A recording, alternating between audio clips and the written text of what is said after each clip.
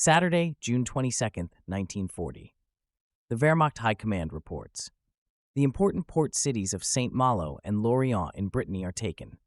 The bridgeheads on the lower Loire were expanded, and Thouars was occupied.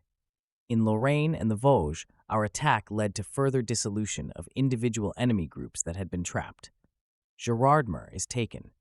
The number of prisoners captured here in recent days exceeds 200,000, including an entire Spahi brigade.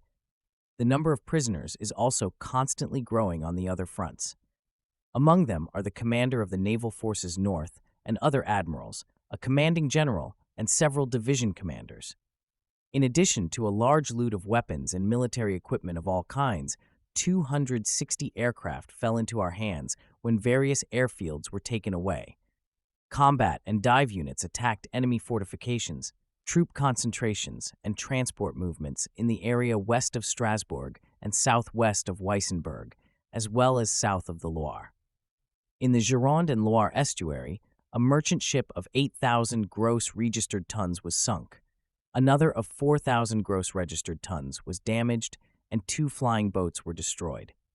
During successful attacks on important military targets on the east coast of England, the attacks on the Billingham Armament Center were repeated, and a large number of hits were achieved.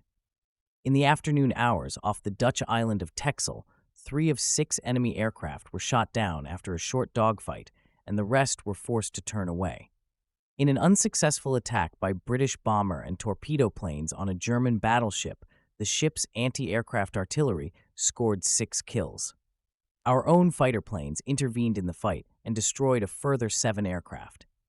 The enemy aircraft losses on June 21st amounted to a total of 25 aircraft, of which 11 were shot down in air combat, 6 by anti-aircraft fire, another 6 aircraft by anti-aircraft artillery from warships, and the rest were destroyed on the ground. One of our own planes is missing. Reports subsequently received show that in the period from June 4th to 20th, 63 enemy aircraft were destroyed in addition to the previously announced figures, so that the total number of enemy losses in this period is 765 aircraft.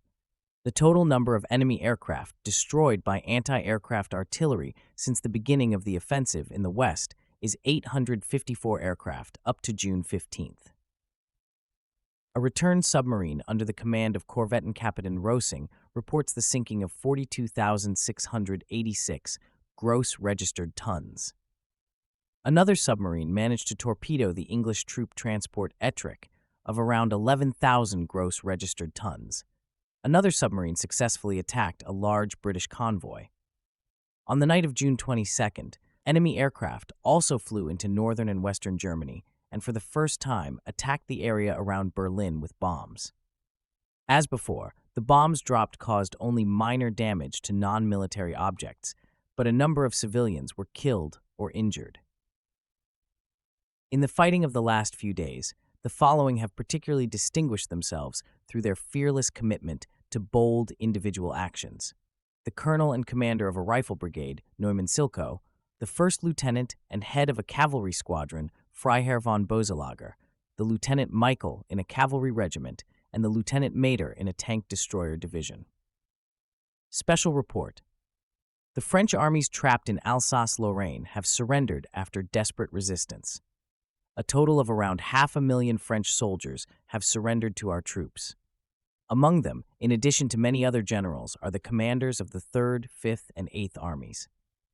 Only individual sections of the Maginot Line in Lower Alsace and Lorraine and scattered parts in the Vosges are still offering resistance. It will be broken in no time.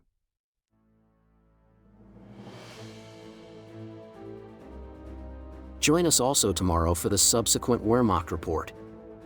Subscribe to our channel and be part of a unique historical experience. For more military history audiobooks, visit the YouTube channel of Major Intonio.